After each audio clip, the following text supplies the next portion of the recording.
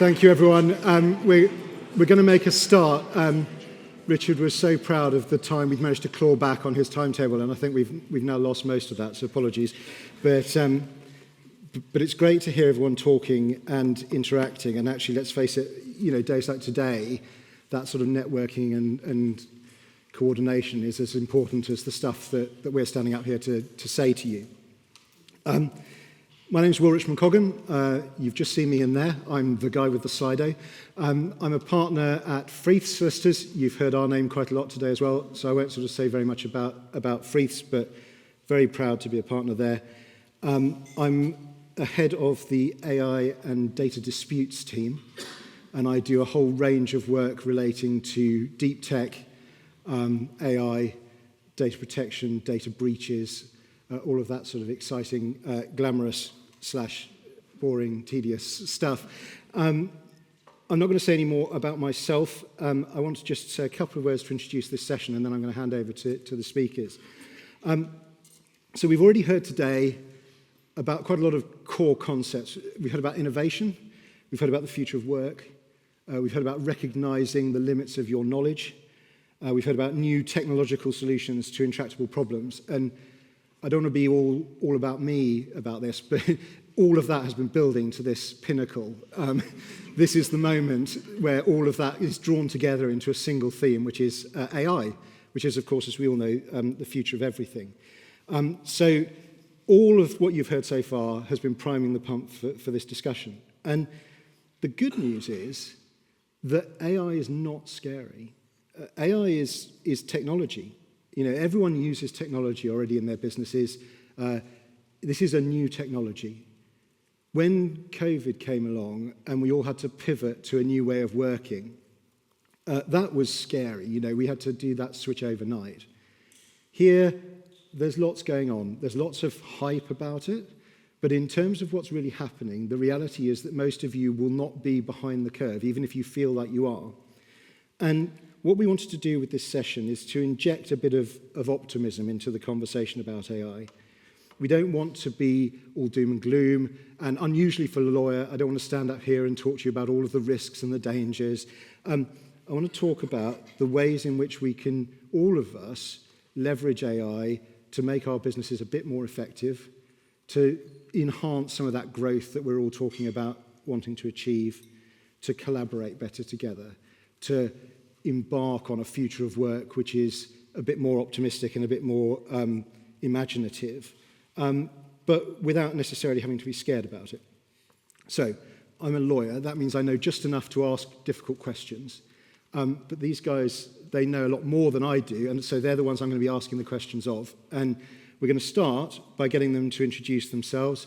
Unlike me, they're going to be using some slides and visual aids, so I will hand over the lectern first to Richard, I think, and then to Chris to introduce yourselves and tell us a bit about it. And then I'm going to launch into asking them some questions, and I'm going to hopefully invite you to chuck in some questions as well. Richard, over to you.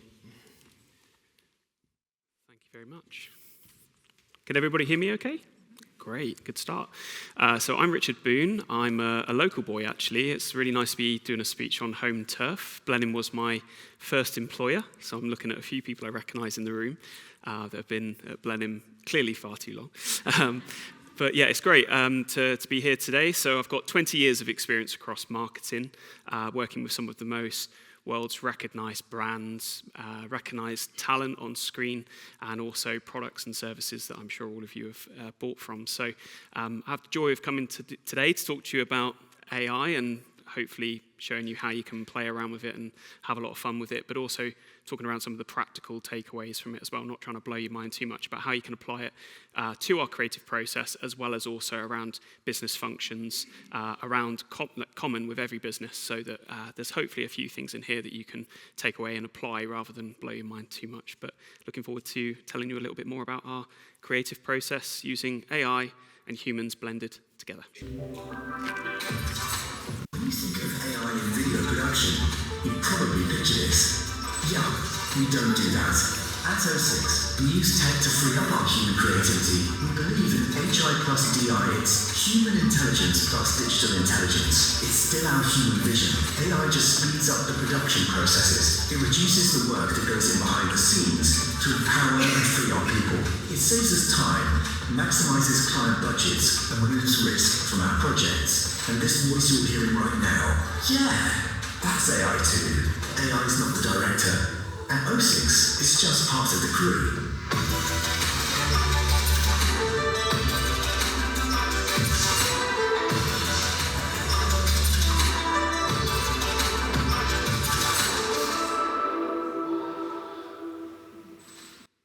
So hopefully that gives you a bit of a flavour of the type of work that we do.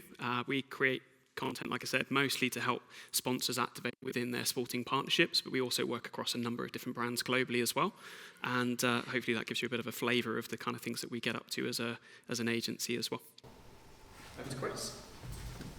Thanks. Hey everybody, hopefully you had a good day. Not quite the graveyard shift, but second to it, so keep awake. Really absolute privilege to be here. Brilliant to have the conversations with people in the room and to, I guess, get the opportunity to share a little bit about sort of my experience, my perspective on things. As Will's intro gave, we're here talking a little bit about the use of tech, a bit about AI. What's my background? So I'm really a technology developer in a way. So I'm actually not the I was going to say geeky tech guy who does the coding. I'm the person who sort of bridges the gap between the technical crew and the real world. So that's where I've spent most of my working life. So essentially 25 years on the front line trying to commercialise new technologies. A lot of that's been AI. AI is not actually new. Some of it has not been AI, but there's an interesting sort of perspective on when we should use AI, how we should consider whether that should be part of our makeup today as business owners. I've always worked in small tech, and the advantage with small tech is that it takes you around the world, gives you an international perspective very, very quickly. So a lot of the work that I've done is not just UK-based, but very quickly emerging through beyond our boundaries. So I wear a few different hats. I run my own small consultancy today, helping technology developers with commercialization. I work long-term with some companies as well. So I'm here really on behalf of the face recognition company today. Face recognition is perhaps one of the controversial technologies that people are a bit cynical and skeptical about. There's some really, really interesting challenges around data privacy, hence some of the questions that Will was asking in relation to what we do, face recognition, but that translates into other things that people are doing with AI as well. So great to get the chance to be here, and I've not clicked any buttons, so I'm not sure. There we go. So I guess just a couple of things just about some of the aspects of what we do at FaceRec. AI can be incredibly accurate, but it's also a little bit unpredictable. To give you a sense of what accurate means, often people think, oh, something that's 99% is accurate. In our world, that is absolute failure. We're about 99.98% accurate, and we can sort of qualify what that means in various ways. But that gives you a bit of a sense of like how good you can optimize AI when you tune it for very specific applications. Next slide. My button isn't working. Here we go. One of the aspects of AI that people really struggle to get their head around as a non-developer is actually how the hell does this stuff work? It appears to be like black magic. Forget about the technology. Think of it as AI today is finely tuned to operate like a human brain. Just think of it as a digital human brain, and you will be very close in terms of getting a sense of what you need to do to optimize the tech and where the failing points are likely to be as well. So keep that in mind as we go through the other conversations. And essentially there's many different fields of AI. The thing that really has brought it to the forefront of our attention today is this stuff, generative AI. So the ability to write a command into something like ChatGPT and immediately get amazing images or visuals or text back. So that has grabbed everyone's attention, and suddenly it's in our minds and in our lives. But there's a lot of other aspects of AI as well today. So we will come on to that later. Over to you, Will.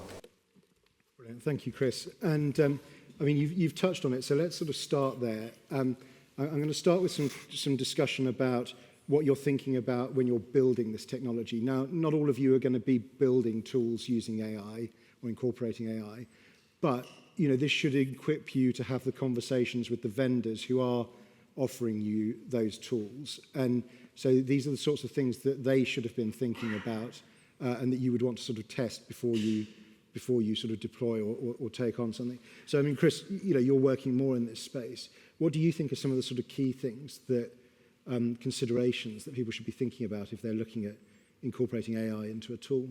So, there's a difference between using AI as a user, benefiting from things that other people have developed. We're actually in this sort of tipping point where there are lots of tools around, but also there's lots of gaps. Everything's up in the air, and this represents an opportunity for potentially all of us to think like entrepreneurs as well. I would say I think I would have a two-point approach. I think because there are lots of tools out there, it's useful for everybody to do an exploration and to get a sense of what exists. A lot of people, and certainly conversations I've had today, people think, well, I don't know that much about AI. I need to have an AI strategy. Everybody's talking about AI. And there's a tendency for people to think, well, I now need to do a whole bunch of stuff with AI. From a developer's perspective, I would say that's the wrong way around. In the same way that any tech startup should not be thinking technology first, we should always be thinking about what is the problem that we're trying to solve, and then you figure out how you fix it. And so I see this issue both with lots of tech startups that I get involved with that are very early stage, and they think, I want to be an AI company because that's where the investment money is flowing, and also it's a bit of a land grab. But also people who are sort of a bit more mature as well. They're just thinking, well, I got to do AI, but actually AI may or may not be the solution. But it's important to have this really clear sense of what you're actually trying to achieve, I think. Now, Richard, I mean, in your company, you use a range of AI tools. We sort of saw the video that talked a bit about that. Did you start with that idea of, what's the problem we need to solve, and then start looking for what tools fit the bill? Yes, we're a big user of tech, right? It's not all AI, even though AI is in so many different things. It's like, 15, 20 years ago, trying to say, I'm having a business that's in the internet. It's like in the next 10 years, everyone's going to have AI in everything. So just being cautious about, it's a use of tech, and I think that we always wanted to be a lean agency. We wanted to be able to set up and empower people without devaluing the creative process, because we feel like it's really important that we use human creativity, using humans' vision, using humans to be able to look forward, connect the dots, use context, entertainment, humour, all those things that are emotional qualities that humans bring. But using the tech to make sure that we free up people so that we don't have the burdens, the cost base that clients expect when they're putting projects out to tender. We're able to make that budget go further. So I think it's like a careful balance between avoiding devaluing the process, but also setting up an agency that can offer an elite team of people that are powered by technology to become maybe better generalists or take on tasks that maybe they would shy away from and want to escalate to managers or people with more experience. They've actually got more ability using the tech tools and things like that. So our vision originally was to use tech to enable a leaner team.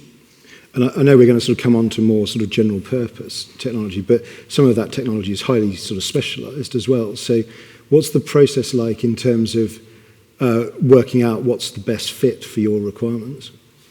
Yeah, I don't know whether there was a slide I left on this one or not, but basically we see it as it's an enhanced service. It's part of the process of creating.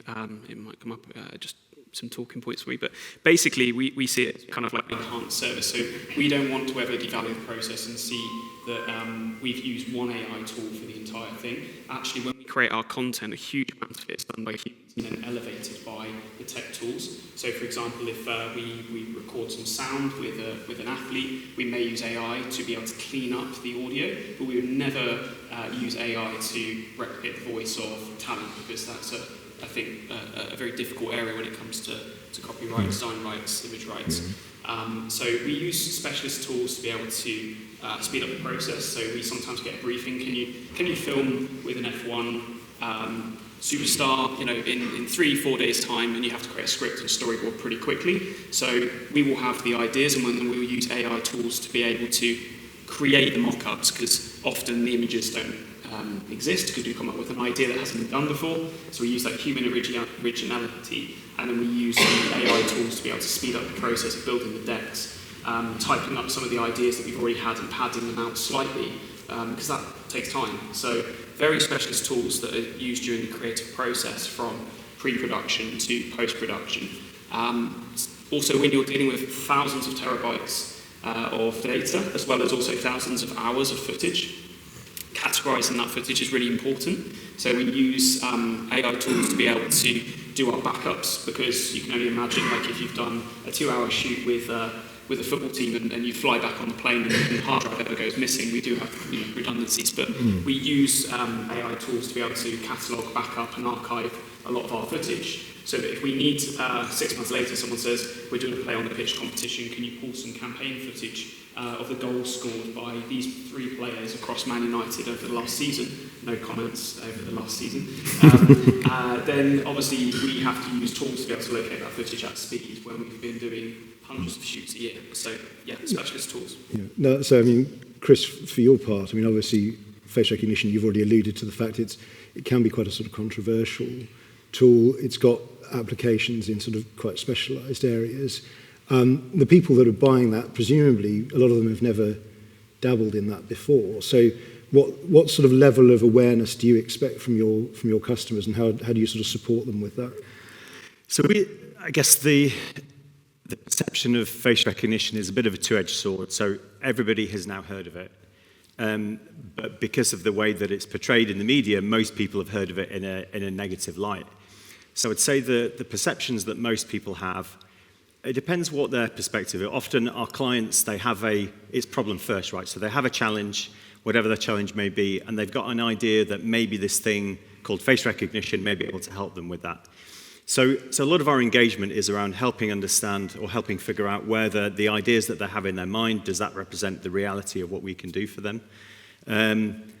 But also, because this, it's a sensitive area and rightly so, for the right reasons, right? So it is important that people have a clear view of what is responsible use of the technology, what's appropriate, and so we obviously have a product that we're selling when we're engaging with the clients. But what we find is that they take quite a skeptical view. Often their position with us is, we quite like the idea of the tech. We've heard about this GDPR stuff. Can you explain to me why I'm not going to get into trouble if I use your tech? So everybody actually that we engage with is incredibly responsible about use of the technology. And at that point, as you know, we arrange a phone call with Will to give them the lawyer's perspective on, actually, this is what the reality is, and this is why you can justify use of the technology in appropriate settings, and here's what you can't do with the tech, because that is absolutely not appropriate. Yeah. I mean, I think one of the things, and it's true maybe particularly visibly with face recognition, but it's true of AI generally, is that what you've got is the capability to do very significant sort of bulk processing of data in a way that hasn't really been possible before, at speed, and in a way that actually impacts on people. And so I suppose, one of the things that we always sort of talk to people about is thinking about those impacts, and this might be true for specialized tech, but it might be true if you're just thinking about using a chatbot on your website, or using a co-pilot to keep sort of records of meetings or something like that. So any sort of thoughts from either of you about some of the particular sort of impacts that you see AI having and how you might manage those? From our perspective, it's sort of there's a dynamic of we've got to help the client achieve what their aims are, but also really manage that against sort of this appropriateness. And I think there's a concept in economics called creative destruction. So the forces that create a market ultimately will become ubiquitous and it starts to destroy the market. So I'm probably hashing that up for anyone who's a real economist. And we see that quite a bit within our world, where people need to use this technology for valid purposes, but ultimately people will begin to work against that, and it will sort of diminish the benefits of the technology. Within specific examples within our world, the space of AI, and sort of countering this sort of perception of face recognition is bad. I would say the vast majority of our current work at the moment is helping companies fulfill their responsibilities of their duty of care. So particularly, we work a lot with the gambling markets, UK casinos and bookmakers. They have a duty of care to not serve somebody who's got a gambling problem. And this is, sort of speaks to that point about automating something that humans just can't do. So on the register of people who in their moment of strength have said, enough's enough, I'm sick of being an addict, I don't want to gamble anymore, and I'm going to subscribe to this register, there are hundreds of thousands of people on the register. And if I live in Tame in Oxfordshire and I'm away for a weekend somewhere in the north of England, literally nobody is going to recognise me from the photo of 200,000 people.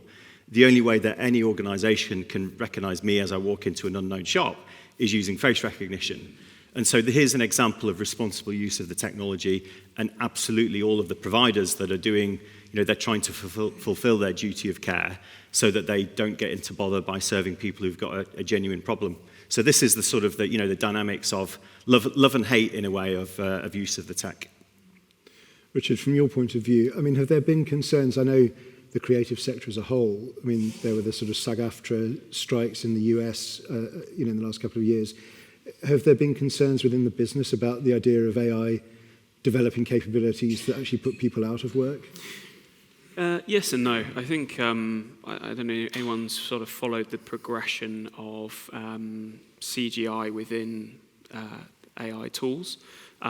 The limit was Will Smith eating spaghetti, it found like about 2 years ago, and that's always been used as a test to be able to see whether CGI can be created on a level, because it's just really, really difficult to generate that particular visual in 3D and motion.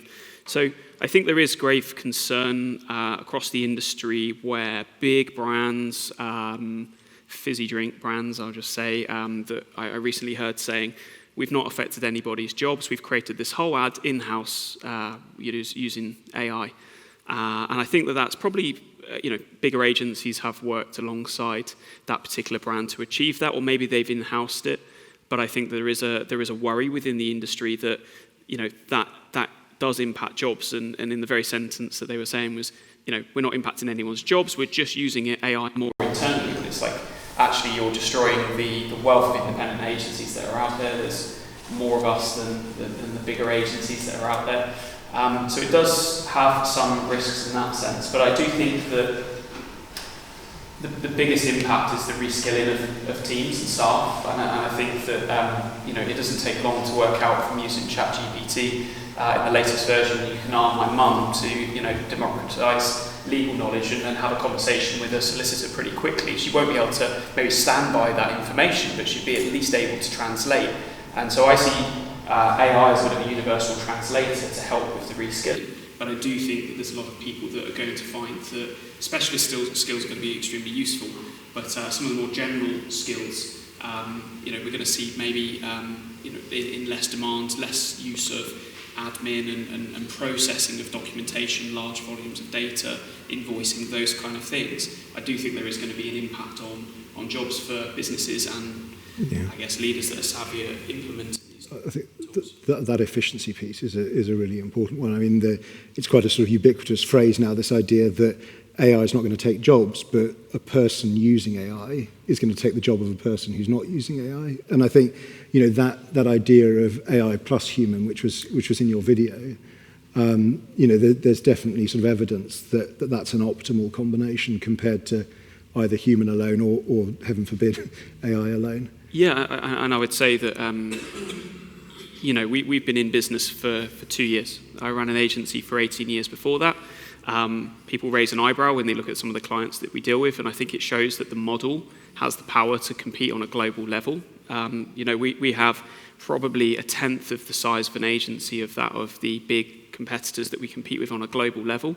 We're working across all territories, all languages, creating hundreds of assets for some of the world's biggest brands and most recognised sporting teams. And I think that just shows the power of when you can enable people using the latest technology, that actually we can go toe-to-toe with the agencies that have hundreds of thousands of people and very expensive offices in Brick Lane and things like that. So I think it does show that there's a democratization of creativity as well as also a threat.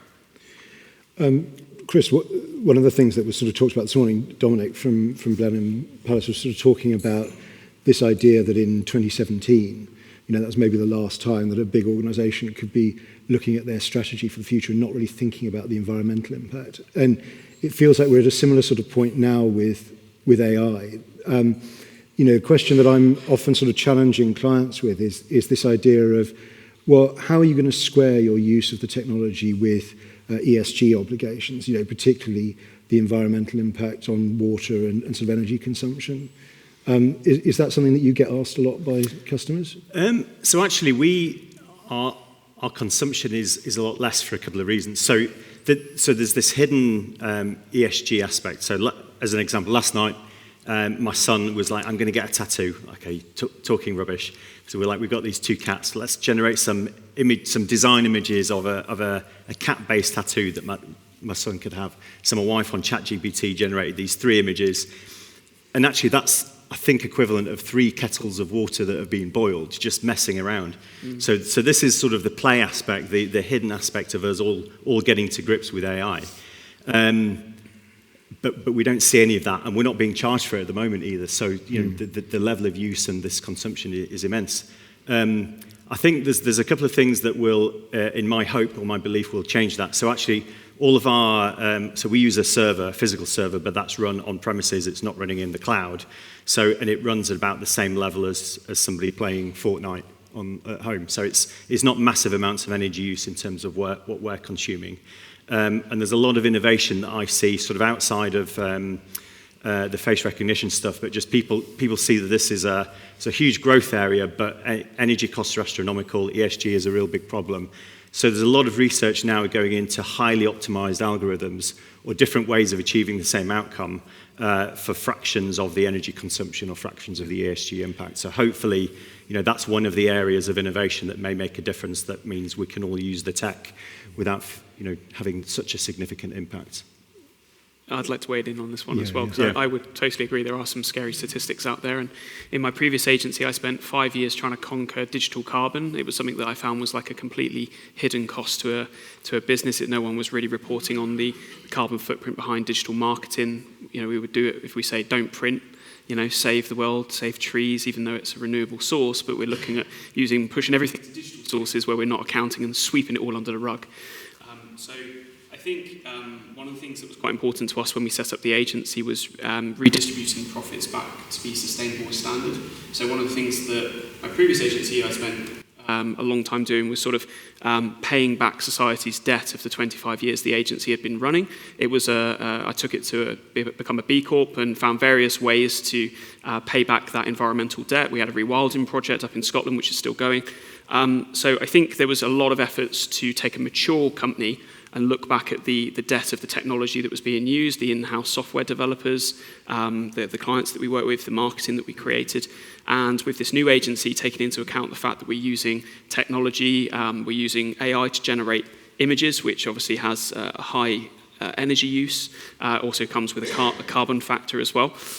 We try to prioritize renewable source energies. We prioritize B Corp suppliers. We plant trees for basically every project that we do, and we work out the carbon associated to basically the creation of all content. So any flights, any digital assets, the terabytes of data, and then we mitigate that utilizing trees at this stage. There are other methods available, and there are some promising steps thanks to AI in carbon capture and carbon, it's hard to say, sequestration, where you're able to sort of capture the carbon and do something about it. So I'm kind of hoping that AI is eventually the solution to its own problem, but I think in its infancy it is obviously something that is a concern as a user. Yeah, I mean, I think, having said that we wanted to try and sort of keep this optimistic, one of the things that's very striking is that to the extent that there is a lot of investment that's happening in additional energy production, a lot of that is in solar, it is in sort of renewable forms of energy.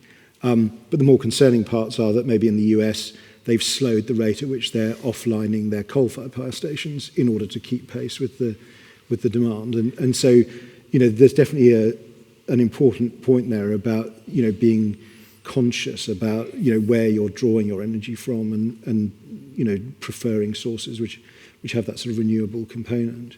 I think we've probably got about 5 minutes left. I want to just leave a bit of time for a couple of questions. But before that, each of you, can you just sort of think about maybe a question that you think the audience should be asking a provider of AI if they're about to sort of bring on a product, and maybe just a suggestion of something that people might try just if they want to sort of dip their toe in the water, or they want to sort of do something that's relatively sort of self-contained, using AI.